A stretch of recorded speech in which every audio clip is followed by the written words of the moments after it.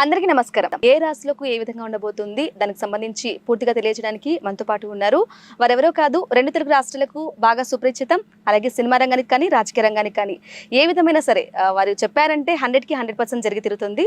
వారే మనతో పాటు ఉన్నారు ప్రముఖ ఆస్ట్రాలజర్ వేణుస్వామి గారు. వారితో మాట్లాడదాం. నమస్కారం సార్. నమస్తే తల్లి. ఓం నమో వెంకటేశాయ.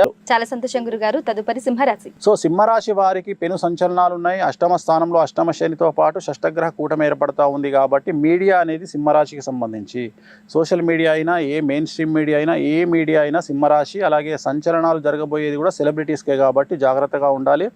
ఎనీ రంగం వారైనా సరే జాగ్రత్తగా ఉండాలి. విద్యార్థులకు ఉత్తీర్ణత శాతం తగ్గుతుంది. వీసాలు రిజెక్ట్ అవుతాయి. విదేశీయానం రివర్స్ అవుతుంది. ఇండియాకు రావాల్సి ఉంటుంది.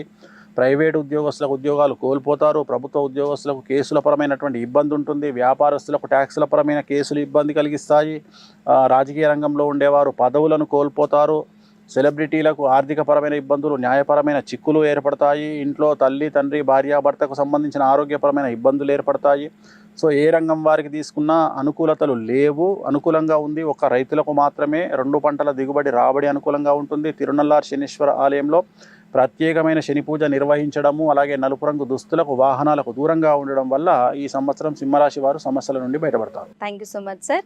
అలాగే ఈ సంవత్సరం అంటే వచ్చే సంవత్సరం ఏ విధంగా ఉండబోతుంది అంటే గతంలో కూడా మనం చూసాం కరోనాకు సంబంధించి అట్లా విపత్కర పరిస్థితులు వచ్చాయి. మరి ఈ సంవత్సరం ఓవరాల్ గా ఎలా ఉండబోతుంది గురుగారు? ఈ విశ్వావసనామ సంవత్సరాన్ని కమాండ్ చేస్తున్నటువంటిది షష్టగ్రహ కూటమి. షష్టగ్రహ కూటమి అనేటువంటిది ఈ సంవత్సరం మీనరాశిలో ఏర్పడతా ఉంది. సో మీనరాశిలో ఏర్పడడం వల్ల ఈ సంవత్సరం పెను సంచలనాలు ఉండబోతా ఉన్నాయి. అలాగే ఈ సంవత్సరము మనకు సంవత్సరానికి రాజు రవి. సో అందుకని ఈ సంవత్సరము ప్రకృతి బీభత్సాలు, సునామీలు, భూకంపాలు, ప్రకృతి పరంగా కొన్ని విలయాలు, అలాగే అగ్ని ప్రమాదాలు, తర్వాత వాహన ప్రమాదాలు, తర్వాత విమాన ప్రమాదాలు, పడవ ప్రమాదాలు, ఇవి ఈ సంవత్సరం చాలా ఎక్కువగా ఉండే అవకాశాలు కనిపిస్తూ ఉన్నాయి. సో దీని విషయంలో జాగ్రత్తలు తీసుకోవాలి. మరీ ముఖ్యంగా విమాన ప్రమాదాల సంఖ్య చాలా తీవ్రంగా ఉండే అవకాశం కనిపిస్తూ ఉంది. అలాగే ఈ సంవత్సరం విడాకుల సంఖ్య ఎక్కువగా ఉంటుంది. మనకు రాజు రవి కాబట్టి రాజుల మీద ఎక్కువగా ప్రభావం చూపిస్తుంది. అలాగే అందం మీద ప్రభావం చూపిస్తుంది. అంటే ఈ సంవత్సరం ఎవరైతే అందంగా ఉంటారో, అందంగా ఉండేవాళ్ళు ఎవరు? హీరోయిన్స్, సినిమా రంగానికి సంబంధించిన వాళ్ళు. వాళ్ళ జీవితాల్లో పెను సంచలనాలు ఉంటాయి. అలాగే రాజు అంటే రాజకీయ సంఘంలో సంచలనాలు ఉంటాయి. అలాగే డబ్బు ఎవరి దగ్గర ఉంటుందో వాళ్లకు సంచలనాలు ఉంటాయి. అలాగే ఎవరైతే సెలబ్రిటీ స్టేటస్ అనుభవిస్తారో వాళ్లకు సంచలనాలు ఉంటాయి. అంటే ఎక్కడైతే డబ్బు, పేరు ప్రఖ్యాతులు ఉంటాయో, అందం ఉంటుందో, రాజకీయ రంగం ఉంటుందో అక్కడ ఈ సంవత్సరం పెను సంచలనాలు అనేటువంటివి ఈ సంవత్సరం కనిపిస్తూ ఉన్నాయి. విశ్వావసనామ సంవత్సరమే కాకుండా షష్టగ్రహ కూటమి యొక్క తీవ్రత చాలా ఎక్కువగా ఉండే అవకాశాలు ఈ సంవత్సరం కనిపిస్తూ ఉన్నాయి.